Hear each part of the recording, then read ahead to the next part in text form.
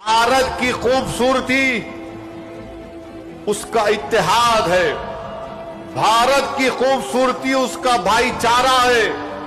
भारत की खूबसूरती नरेंद्र मोदी नहीं है मेरे अजीज दोस्तों और बुजुर्गों। भारत की खूबसूरती उसका भाईचारा है। भारत की खूबसूरती उसकी मस्जिद भी है, मंदिर भी है, दरगाहें भी है, खानकाएं भी है। और जो लोग इस भाईचारगी को खत्म करना चाहते हैं वो भारत को कमजोर कर रहे हैं। तो हमारा एहतजाज इसलिए भी है कि वो लोग जो हमको सफ़े हस्ती से मिटाना चाहते हैं, हम उनको पैगाम देना चाहते हैं कि हम मिटने वाले नहीं हैं। मैं बार बार कह चुका हूं, जब तक हम दुनिया में जिंदा है कयामत नहीं आएगी।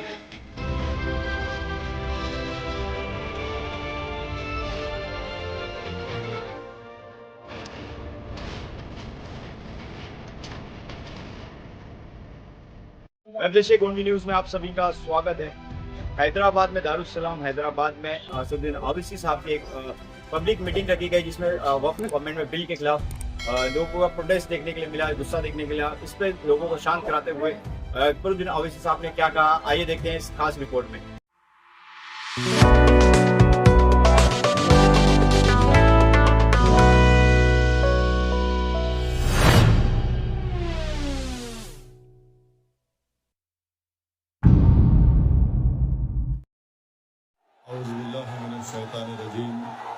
बिस्मिल्लाहिर्रहमानिर्रहीम।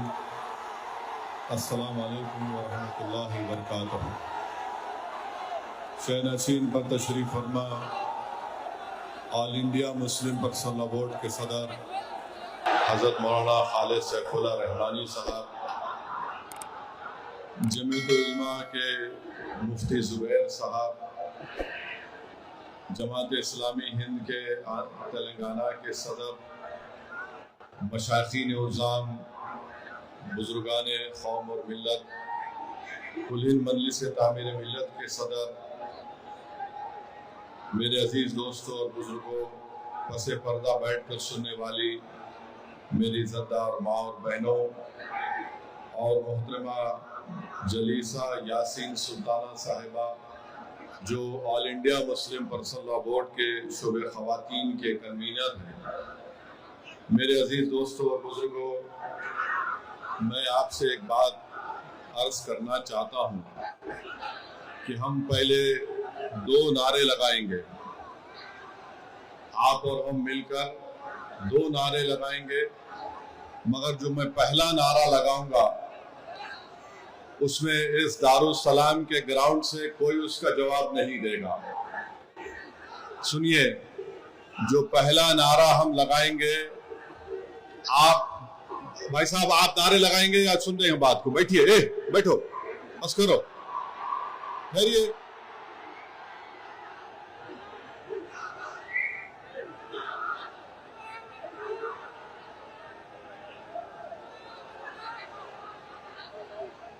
इस ग्राउंड में जितना मजमा है अल्हम्दुलिल्लाह उससे ज्यादा बाहर है, तो ये जरूरी है कि हम उनकी आवाज भी सुने। तो मैं बाहर जो मजमा खड़ा हुआ है उनसे अपील करूंगा कि आप हमारे साथ नारा लगाइए। ग्राउंड में कोई नारा नहीं लगाएगा। नारे तकबीर, नारे तकबीर। अब हम सब मिलकर लगाएंगे, नारे तकबीर, नारे तकबीर। अब आपसे तीसरी बात यह करना है, आपके पास सेलफोन है, जरा खोल के लाइट जलाओ,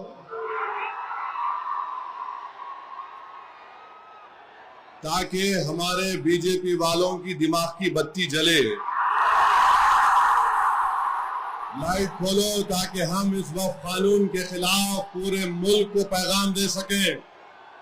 हमारे खवातीन भी फोन की लाइट खोल सकते आप। जरा मीडिया वाले दिखाओ।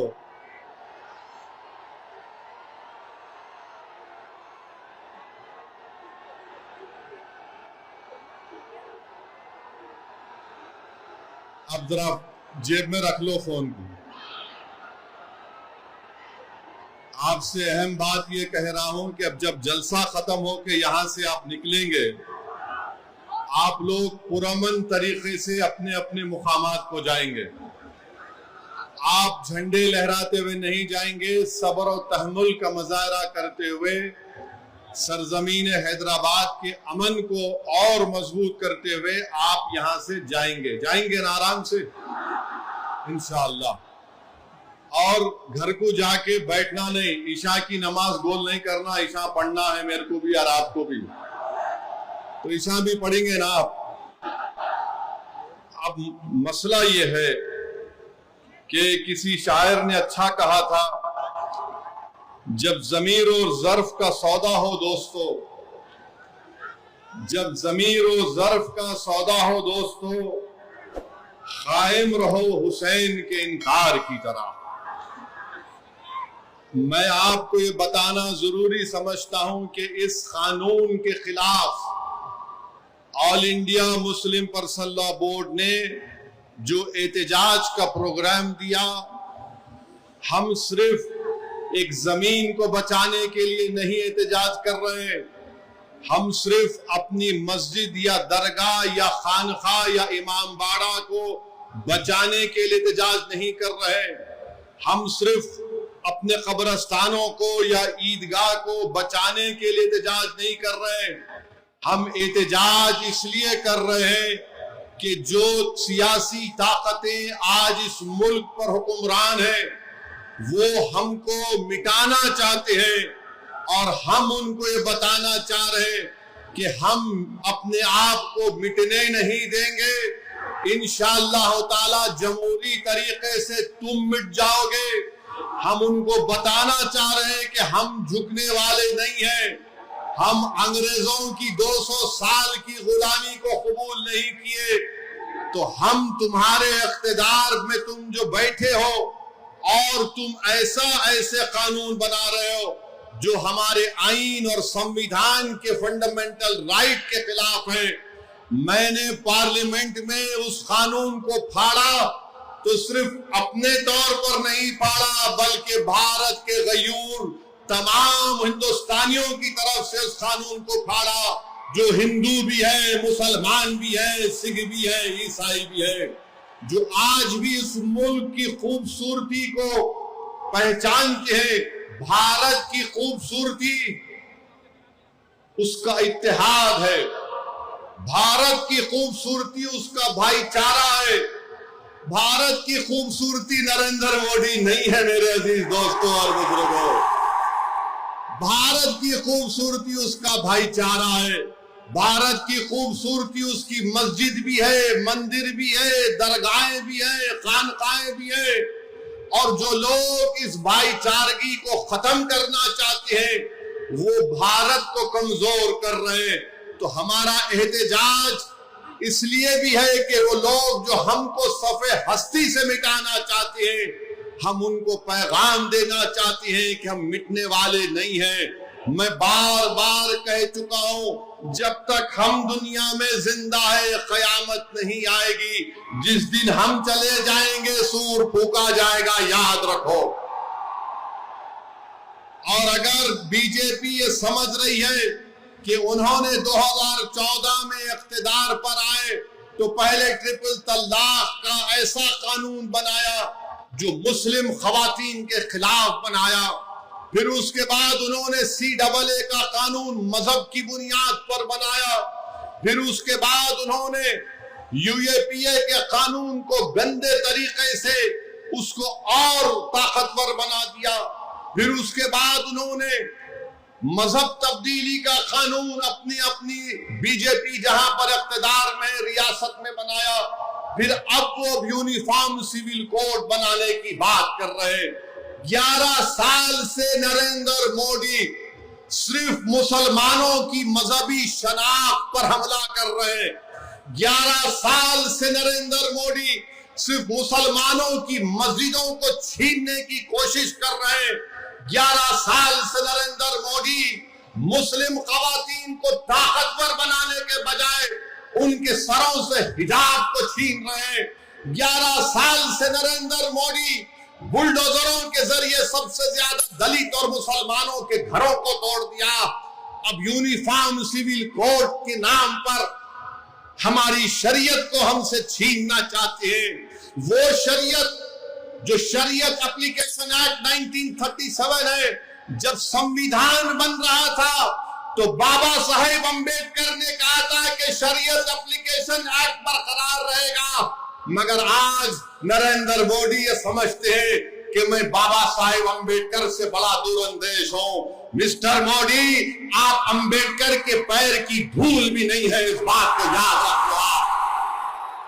मेरे अजीज दोस्तों और बुजुर्गों, और दूसरी बात यह, मैं आपसे कह रहा हूं कि अपने सफों में इत्तेहाद को मजबूत रखिए। ये लड़ाई जो आप और हम मिलकर अपने दीगर सेकुलर हिंदू भाइयों के साथ, सिख भाइयों के साथ लड़ रहे हैं, याद रखो बीजेपी संघ परिवार हमारे सफों से बाज मीर जाफर, मीर सादिक को खड़ा करेगी। इनसे एहतियात करो। मगर आज मालूम हुआ कि जाफर पाशा में कश्फो करामात भी है। मुझे अभी किसी ने व्हाट्सएप पर भी जाया कि जो इस वफ्द की कानून की ताईद में आ रहे हैं, जो बड़ी बड़ी बातें करते हैं,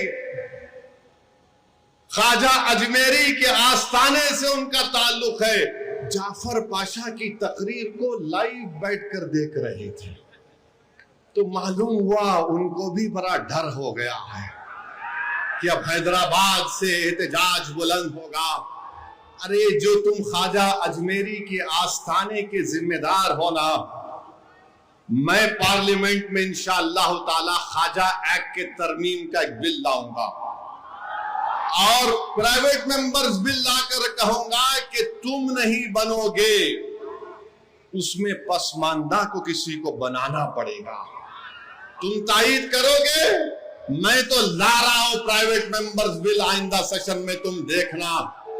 अरे तुम लोग कितना गिर सकते हो, तुम कितना गिर सकते हो, कम से कम उस आस्थाने की निस्बत का तो लिहाज रख लो, तुम उस आस्थाने की निस्बत का तो लिहाज रख लो।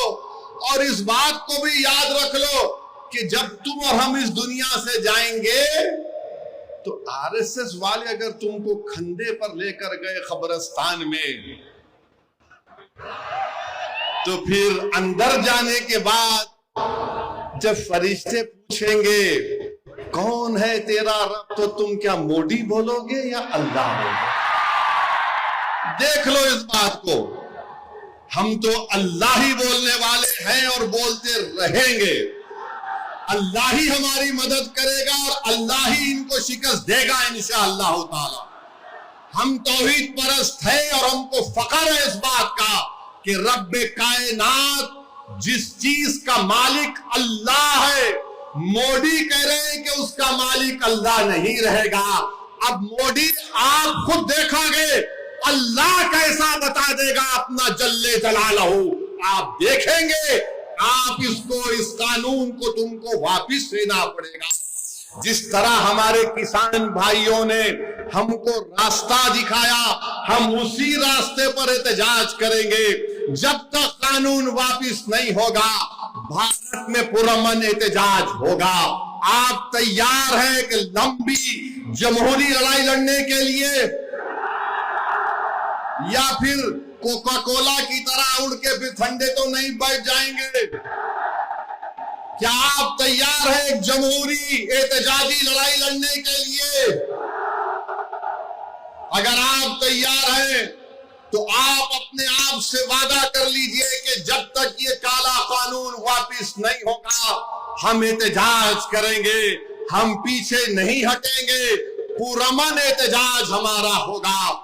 याद रखो मेरे अजीज दोस्तों और बुजुर्गों, हम अल्लाह जिस जमीन का, जिस जायदाद का मालिक है, उसकी हिफाजत के लिए आगे बढ़ रहे हैं। हम अल्लाह के घर की हिफाजत के लिए आगे बढ़ रहे हैं। हम औलिया अल्लाह के आस्थानों की हिफाजत के लिए आगे बढ़ रहे हैं। हम अपने ईदगाहों की हिफाजत के लिए आगे बढ़ रहे हैं।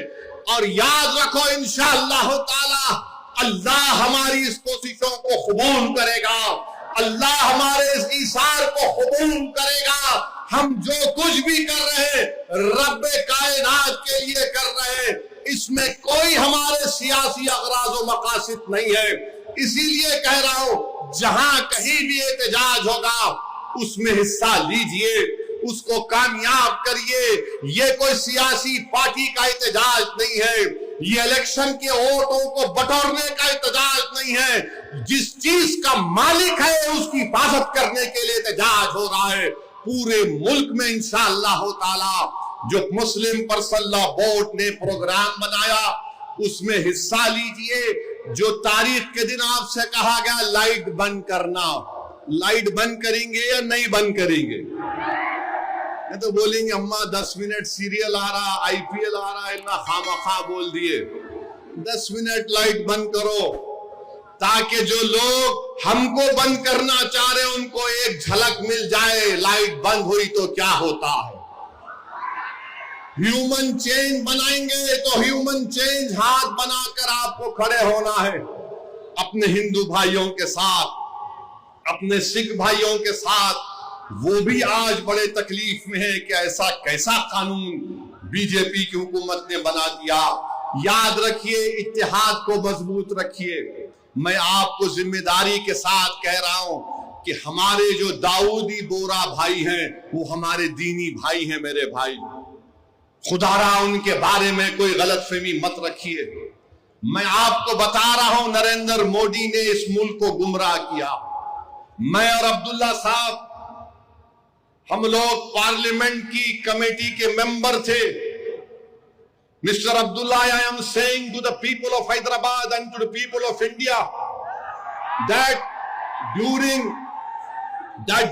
the deliberations of the Joint Working Committee, the Bora community had come, Dawoodi Bora community had come to the committee along with King's Counsel, Mr. Salve, Harish Salve.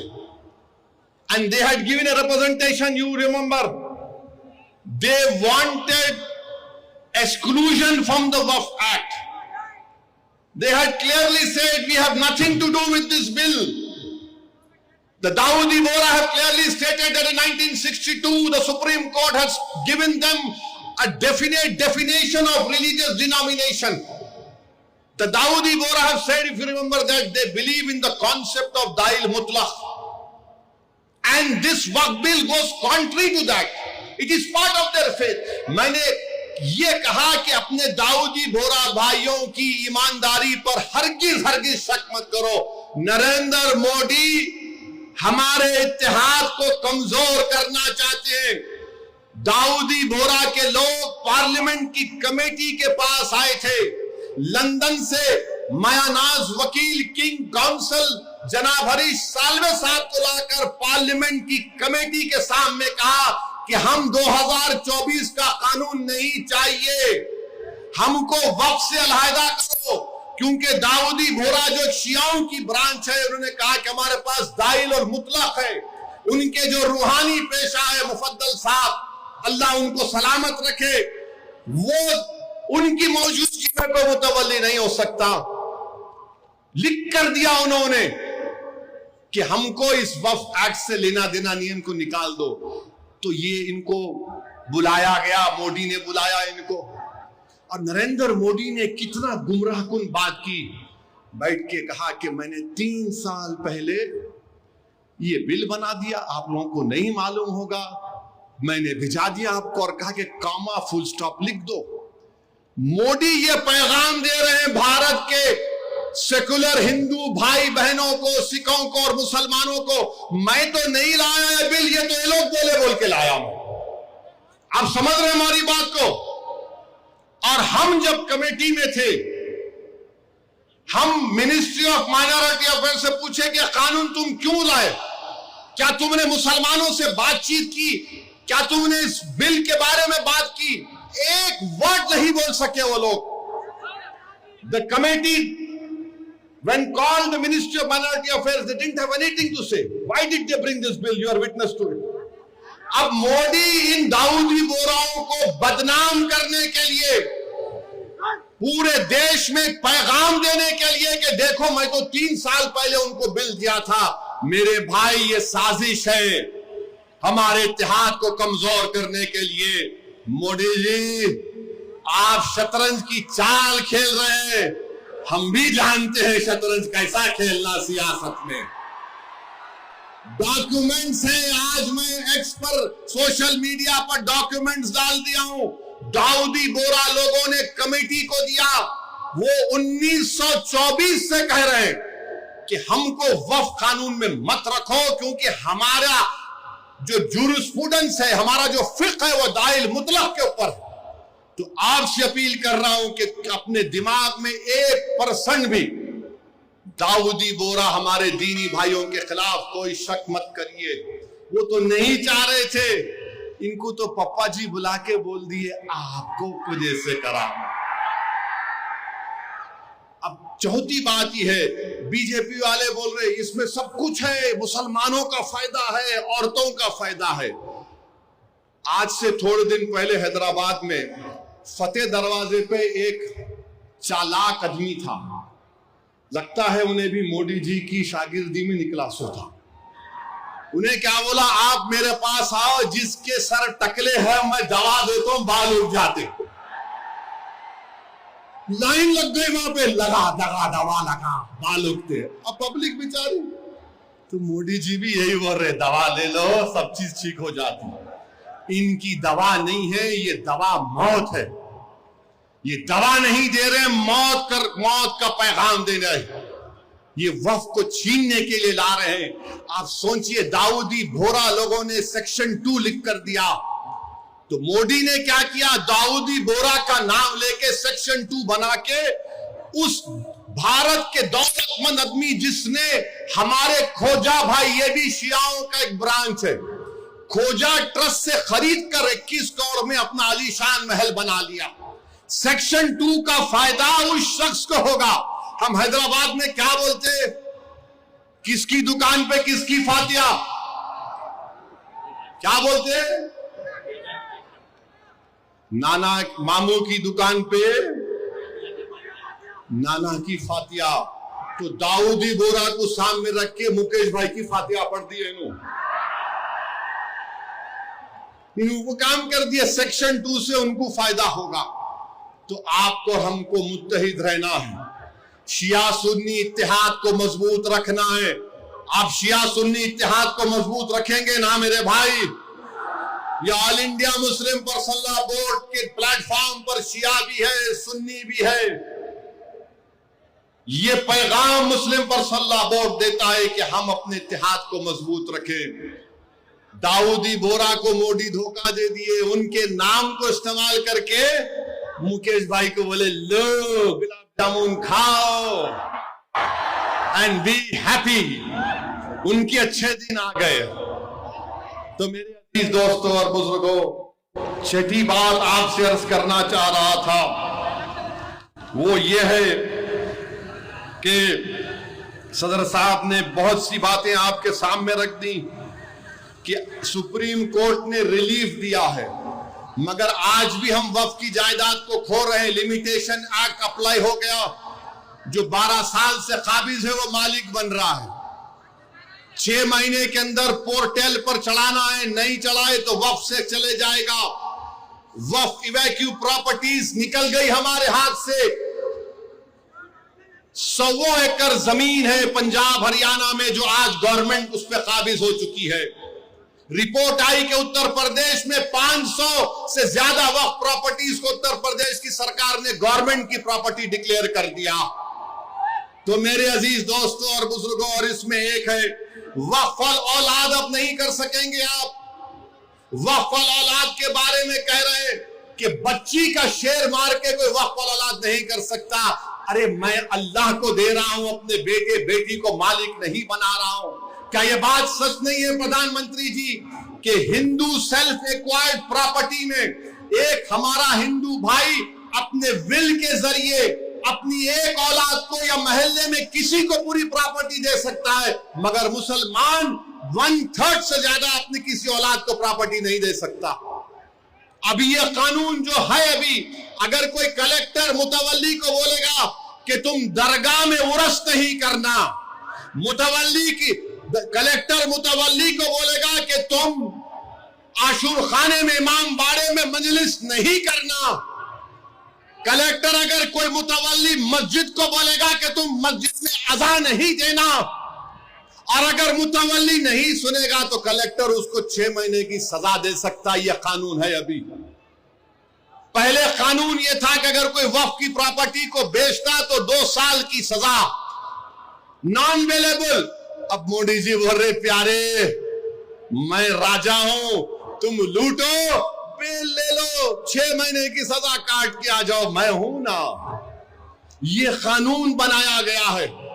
तो मेरे अजीज दोस्तों और बुजुर्गों, ये वक्फ का कानून मुसलमानों के वफाद में नहीं है, ये वक्फ का कानून मुल्क के वफाद में नहीं है, ये वक्फ का कानून भारत के भाईचारगी के लिए नहीं है।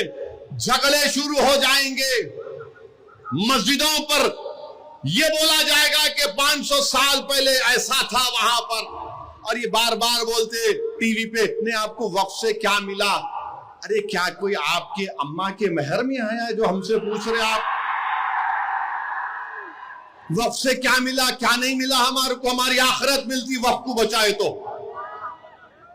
ख्वाजा बंदा नवाज की दरगाह, मेडिकल कॉलेज है, इंजीनियरिंग कॉलेज है, वक्फ का है। हमदर्द रूह अफ़ज़ा पिए तो वो भी वक्फ का है। कलेजे को ठंडक पहुंचती, तुम लोग पियो रूह अफ़ज़ा। अब रूह अफ़ज़ा के खिलाफ रूह जिहाद कर रहे, जो नाक से ऐसा सूंघ के दूसरे नाक नकुड़ी से निकालने का दर्ज देते। कहां जाएगा ये मुल्क? हद तो ये हो गई मेरे अजीज दोस्तों और बुजुर्गों कि अब कोई ये कह रहा है कि चीफ जस्टिस के फैसले के बाद इस देश में मजहबी जंग शुरू हो जाएगी। नरेंद्र मोदी जी, आप इख्तिदार पर हैं, आपकी पार्टी के लोग इस तरह की बात करेंगे? आप तो भारत के संविधान पर हल्फ लिए हैं कि इस देश में ये अंबेडकर का देश, ये मौलाना अबुल कलाम का देश, ये भगत सिंह का देश, अल्लामा फजल खैराबादी का देश, हुसैन अहमद मदनी का देश, महमूदुल हसन का देश, ये टीपू सुल्तान का देश। यहां बोल रहे मजहबी जंग शुरू हो जाएंगी। मोदी जी, बाबरी मस्जिद का फैसला हमारे खिलाफ आया तो क्या हमने ये जुमला कहा था कि मजहबी जंग शुरू हो जाएगी? हमने कहा था कि supreme court is supreme but infallible, but not infallible. Babri मस्जिद को तोड़ने वालों का क्रिमिनल केस का फैसला आया, किसी को सजा नहीं हुई, हमने कहा कि मजहबी जंग शुरू हो जाएगी। 5-5 साल से बच्चों की बेल नहीं रहे, उनकी मां बाप मर रहे हैं, मर गए हैं, हमने ये कहा कि मजहबी जंग शुरू हो जाएगी। CAA का कानून है, हियरिंग नहीं होती, क्या हमने कहा कि मजहबी जंग शुरू हो जाएगी? UAPA में डालकर हमको सड़ाया जाता है कि हमने जुमला कहा कि मजहबी जंग शुरू हो जाएगी। नरेंद्र मोदी जी, आपकी पार्टी के लोग कह रहे हैं कि रिलीजियस वॉर शुरू हो जाएंगी, मजहबी जंग शुरू हो जाएगी। किसको डरा रहे हैं ये लोग? अदलिया को डरा रहे हैं आप। इख्तिदार में रहकर अदलिया को डराएंगे आप। आपके हक में फैसला आया तो आपके मुंह में लड्डू फूटते हैं और आप रिलीजियस वॉर शुरू हो जाएंगे। यही फर्क है हम भारत के उन मुहिबान भारत में जिसमें हिंदू मुसलमान भी है। हम जब हमारी मर्जी के खिलाफ भी फैसला आता है हम उसको कबूल करते हैं। इसलिए कबूल करते हैं कि हम कॉन्स्टिट्यूशनल मोरालिटी को मानने वाले हैं, और ये संघ परिवार के लोग एंटी कॉन्स्टिट्यूशन के लोग हैं। ये संविधान को तो मानते मगर उसको सब्सक्राइब नहीं करते हैं। ये फर्क है भारत के असली नागरिक में और उन लोगों में जो नेशनलिज्म के झूठे दावे करते हैं और कहते हैं कि रिलीजियस वॉर, जो कहते हैं कि अगर कोर्ट कानून बनाएगा तो पार्लियामेंट को बंद कर दो। अरे अगर तुम पार्लियामेंट में बैठकर अपनी अददी ताकत की बुनियाद पर मुझे मिटाने का कानून संविधान के खिलाफ बनाओगे तो मेरे पास चारा क्या बचता है कि मैं अवाम में जाऊंगा और फिर कोर्ट को जाऊंगा। हम कोर्ट को गए, अवाम में भी जा रहे हैं। नहीं, कोर्ट कानून कैसे बनाएगा? अरे जालिमो, सुप्रीम कोर्ट का जजमेंट कानून का मौकफ रखता है। पढ़ो, तुम लोग ट्यूबलाइट हो, तुम लोग थम्स अप हो, तुम्हारे दिमाग में एक ही बात बैठा हुआ है, नहीं मोदी है तो खुदा है। अरे खुदा था, है और रहेगा उसी का नाम। आइन है और रहेगा, मगर इस तरह धमकी देना अदालत को। और फिर गवर्नर प्रेसिडेंट को बोल रहे हैं, उनको बोल रहे हैं अगर नहीं करे तो कानून बन जाएगा। अरे 142 क्या है प्यारे? 142 आइन का बनाने वाला अंबेडकर है। अंबेडकर में तुम्हारे से ज्यादा दूरअंदेशी थी। आप ये बोल रहे हैं कैसा बनाए, वो कैसा बनाए, हम ऐसा कर देंगे। मगर मेरे अजीज दोस्तों और बुजुर्गों, बीजेपी आइन पर एक फ्रॉड कर रही है और डरा रही है। रिलीजियस वार की धमकी बीजेपी दे रही है। मिस्टर मोदी, कौन रेडिकलाइज हो चुका है बताओ आप? सत्ता में आप हैं, आपके लोग रेडिकलाइज हो चुके हैं। इतना रेडिकलाइज हो चुके हैं कि कोर्ट को धमकी दे रहे हैं, रिलीजियस वार हो जाएंगी।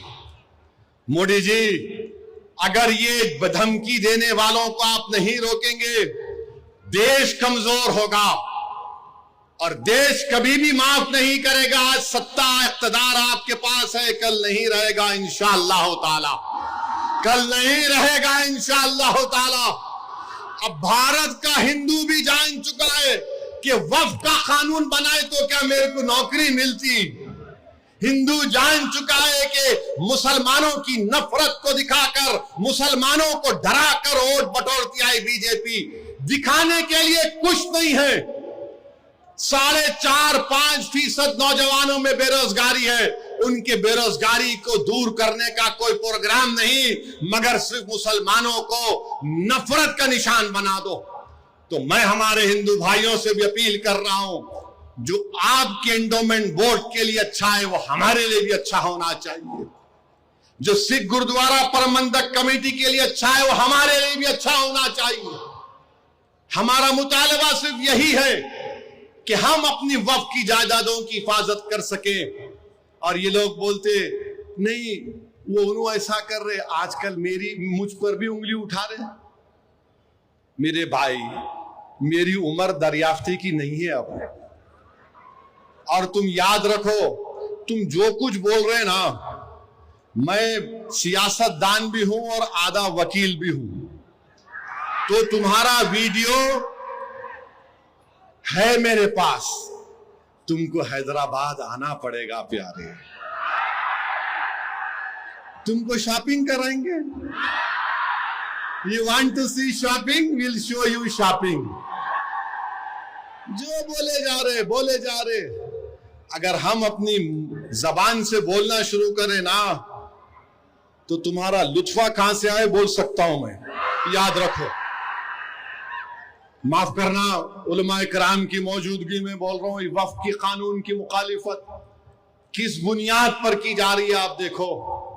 ये हो जाएगा, वो हो जाएगा, कुछ नहीं होगा, सिर्फ जायदादों को लूटने के लिए किया जा रहा है। तो इंशाअल्लाह ताला जो पर्सनल लॉ बोर्ड का एहतजाज पूरे तेलंगाना में होगा, मुल्क में होगा, अब तालकटोरा स्टेडियम में भी 22 को होगा। मैं हमारे तमाम से अपील कर रहा हूं, इसको कामयाब करिए। आपसे भी अपील कर रहा हूं कि हमको एक लंबी लड़ाई लड़ना है जमहूरियत में। कानूनी लड़ाई लड़ रहे हमारे वकील, अल्लाह हमारे वकला को सलामत रखे, अल्लाह उनको और हिम्मत दे, और अल्लाह हमको हिम्मत दे, अल्लाह हमारे ईमान को सलामत रखे। याद रखो मुसलमानों, बगैर ईमान के हम एक जिंदा लाश की तरह हैं, बगैर मस्जिदों के हम कुछ नहीं हैं, बगैर जायदादों के जिसका मालिक अल्लाह अगर कोई और कब्जा कर लेगा तो हम क्या जवाब देंगे रब्बे कायनात के सामने। थोड़ी तकलीफ उठाना पड़ेगा। आज मगरिब की नमाज पढ़ते वक्त इस चादर के नीचे कंकर हमारे घुटनों को चुभा रहे थे और हम उम्मीद कर रहे थे कि इमाम साहब जल्दी नमाज खत्म कर लेंगे। आधे मिनट के लिए सोचो कि 50,000 फलस्तीनी शहीद हो गए मेरे भाई, 11 लाख बेघर हो गए, 15,000 बच्चे मारे गए, 18-17,000 के करीब खवातीन शहीद हो गई हैं। मगर उनका जज्बा देखो, वो कह रहे हैं कि हम मरने को तैयार हैं मगर अपने ईमान का सौदा करने के लिए तैयार नहीं। तो भारत के लोगों, तुमको मजलूमों से आवाज आ रही है कि हक की कामयाबी के लिए, बातिल को शिकस्त देने के लिए हम 75 साल से अपनी नस्लों को कुर्बान कर दिए। तुमने और हमने नजारे देखे कि एक मां कह रही है अपने बेटे के कफन के सामने, कह रही है कि रसूलुल्लाह सल्लल्लाहु अलैहि वसल्लम, मैं अपने बेटे को आपके पास रवाना कर रही हूं। हम एक बाप को सुन रहे हैं बोलते हुए अपने बेटे की लाश के सामने कि या रसूलुल्लाह सल्लल्लाहु अलैहि वसल्लम, जो दुनिया खामोश बैठी हुई है, आप उनकी शिफा नहीं करेंगे अजर के मैदान में। मेरे अजीज दोस्तों और बुजुर्गों, हमको सिर्फ पुरअमन एहतजाज करना है ताकि हम आने वाली नस्लों को बता सकें कि 2025 में ऐसे भी नौजवान और बुजुर्ग और खवातीन थे जिन्होंने वक्त के फिरौन के सामने झुकने की तो बात तो छोड़ो, उन्होंने उसकी तकालीफ पर उफ भी नहीं कहा। हम जमहूरी तरीके से लड़ेंगे। हमारे किसान भाइयों ने हमको रास्ता बताया, कानून को वापस लेना पड़ेगा। जैसा कि मुस्लिम पर्सनल लॉ बोर्ड का नारा है, देश बचाओ, संविधान बचाओ, वक्त बचाओ। तो नारा लगाओ, संविधान बचाओ, वक्त बचाओ, संविधान बचाओ, वक्त बचाओ। आप साथ हैं ना हमारे इंशाअल्लाह ताला। याद रखो, तुम साथ भी नहीं है तो हम हुसैन का परचम लेकर करबला में उतर जाएंगे, क्योंकि अगर तुम साथ होगे तो यजीद को मालूम हो जाएगा कि ये हुसैन के गुलाम हैं, ये ताकत को देखकर झुकने वाले नहीं है। तो मेरे अजीज दोस्तों और बुजुर्गों, पुरअमन तरीके से अपने अपने घर को रवाना होइए, झंडे मत लहराइए। अब नारे लगाने का यहाँ पे वक्त खत्म हो चुका है। पुरअमन तरीके से अपने घरों को जाइए। बड़ी तादाद में हमारी माँ और बहनें भी आई हैं, मैं उनका शुक्रिया अदा करता हूँ। नारे तकबीर, अस्सलाम वालेकुम व रहमतुल्लाहि व बरकातहू।